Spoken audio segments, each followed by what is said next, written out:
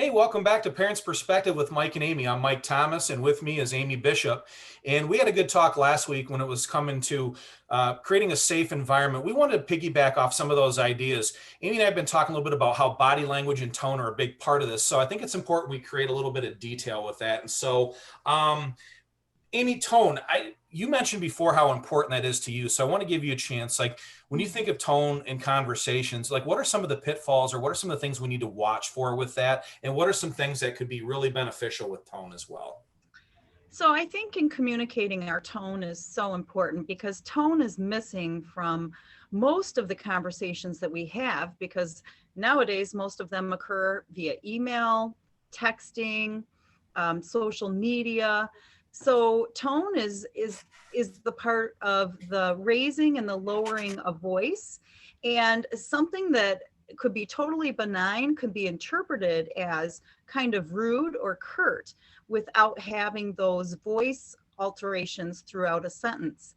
So I think teaching tone or watching our tone is very important. And this has been a personal challenge for me at home, to be very honest with you, because many times my tone, I've been told, believe me, by my husband and my son, that my tone comes across as very bossy and very ordering. So I'm like a sergeant, I'm barking orders, do this, do that, because it's not long sentences. It isn't precluded by a please or a thank you or could you or it would be really nice. It's just very bulleted and curt because lots of times after work I'm very much in a hurry and I'm just going down the checklist of everything I need to do. Yep. So our tone can set the aura or the environment or set the screens for the whole rest of the night. So if I come off as ordering and bossy, like my husband will say, "You're not at work, Amy." Like this isn't just another bullet point in your task list. So I think our tone is so important that I have to shift gears after work from that high stress paced day of following orders and playing them out to actually changing gears into a more family and oriented conversation that is with my loved ones. And so tone is something I work on, and tone is so important, like I said, because I can put everybody off for the rest of the night. And then I've done it myself. I've ruined my own family time that I say is so precious to me. So tone, yes, tone is important. How about you, Mike? Body language, anything important to you as far as conversation? Yeah, both actually. And I don't know if a lot of you are aware of this. I did this study before. They say that 55% of what you say comes from your body language, 38% comes from your tone and inflection, only 7% comes from your words. And so I've been very mindful of that myself because one, being larger, being loud in general, it's just, I guess, naturally occurring with me is just loud and boisterous. There's times where what I'm doing is intimidating. And so when I bring that home to the family, it's the same thing as well, too. I'm one of those, I'll come right home and I'm excited to be home. And the second you walk in the door, Mom, so-and-so did this, or Dad, so-and-so did this, so-and-so did that. And then you can see it in my face. I'm like, can you just give me like 5 minutes? And so for me, I've got to really watch how I carry myself. You can tell where I'm at just by reading my face a lot of times. And so it's huge that when you want to talk with your children about anything, you be mindful of that. And if you have to take a breath, take a breath. But another thing you can do is just say, you know what? Can you give me 10 minutes? I just got in. I just like to get something to eat, or, if you're working depending on if you're like, in a factory or something like that, or an outdoor job, I need to take a shower. Just to give me a few minutes to get ready. Let them know the time and then sit down with them and have the conversation. And as far as sitting down, I think that's huge. A lot of times we want to stand over or we want to stand up, and consider that in many of our cases, like I know for me especially, everybody in my family is shorter than I am. And so when I'm standing, I'm not just standing, I'm hovering. Do you have the tendency to do that as well? What does your face look like? Like, if you ever get a chance, videotape yourself while you're talking, and you can kind of see. One of the weird things about doing this, Amy, is I finally get a chance to see what I look like as I'm talking. And I realize I'm choppy with my hands and that. So pay attention to what your body is doing and pay attention to what your tone is saying. Because, when people, like, for example, and Amy, you probably know what I'm talking about, say, "Hey, how's your day?" "I'm fine." It's like the worst word ever in the English dictionary, isn't it? Fine. Like, what does that even mean? Because when people say it, usually their tone and their look says 93% says something else, doesn't it? Absolutely. You are so on the money with that one. Perfect example of tone is important. The word maybe is not. And so, just thinking about that, there's a lot of little things that we can be doing just to make it comfortable. Sitting down, breathing, picking the time that's good to talk. Is 5 minutes before they go to bed the best time to have a long drawn out conversation about why they shouldn't be doing something? No, it's not. Same with you. And you're tired. Do you really want to talk? I bet you a lot of times, first thing in the morning and last thing at night are not the best times to talk with your children about big things. When they've had a chance to get home and just unwind for a second. Same with yourselves.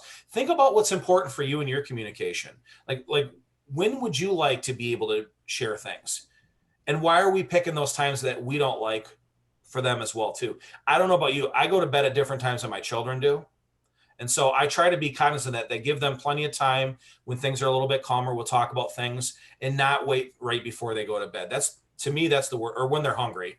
Like, I don't know about yours, but mine like eat like crazy. And if they're hungry, you're not getting a rational conversation out of them anyway. You are bringing up such great points, Mike, because timing can be everything. And knowing when and when not to have a conversation can definitely influence how good that conversation comes out. So, yes, timing. Another thing I thought of is volume. Now, I am sharing my personal faults here, but volume is my other issue. In fact, it's proven that if you raise your voice, the person you're talking to is automatically going to raise their voice to equal or louder than your voice. And pretty soon, it's a habit that everyone is talking in a loud voice to the point where it's almost yelling all the time. And so when you talk about tone and you talk about timing, you want to also talk about volume, because we need to turn down that volume. And I'll say it at home. You know what? We're all yelling. It actually just sets it up as it's argumentative, no matter if it's not. If it's loud, it just seems like there's arguing going on, that there's conflict there. So I'll say, you know what? It's time to hit the reset button, turn that dial down. We're lowering the volume of how we communicate with each other, because it comes across as angry and confrontational when it's too loud. So reset that button, soften your voice. And it's also a proven fact, if you lower your voice, the person that is yelling at you will also lower their voice. So it's a way of de-escalating issues. Same thing with trying to set that tone is sometimes mirroring what they're doing as well too. So if they're postured a certain way, sometimes I find that modeling or mocking like their style, like if they're leaning in, lean in a little bit. If they're leaning back, give it a little space, things like that. And one last thing on tone before we get going is it's not just about pitch and volume as well too, but it's like the intent behind it. If your children are really frustrated about something and you go in with a condescending, sarcastic tone as well too, with like to try to tease or make light of something like that, and they're just on the mood, that could really change and sour the mood completely. So this is something I'm going to be honest with you, I'm guilty of. I love to tease, like well, you're not this. And I'm like, well, you're rah, rah, rah, rah. And I'll start doing stuff like that, and they just get so infuriated. And I'm here laughing right now about it, but the truth is like I can only imagine where they're at. So truth be told, if you want your children to take what you're saying seriously, treat them seriously as well too. Again, we're adults and they need to learn from us as well. But at the same time, they're human beings worthy of respect and dignity. And so if we treat them like that, we get that back. And if we don't get that back either. And so it's all the time we got for today. Thanks again for joining us. And we'd like to continue to have you share some feedback, comments. We're actually looking at coming up pretty soon, having a segment here in the next few months, focusing in on a Q&A if we get a chance to get your guys' questions answered. We'd really like your feedback from that. And so if you would, we appreciate it. Keep following us on Instagram, like us on Facebook. Have a great day, and we'll talk with you soon. Thanks.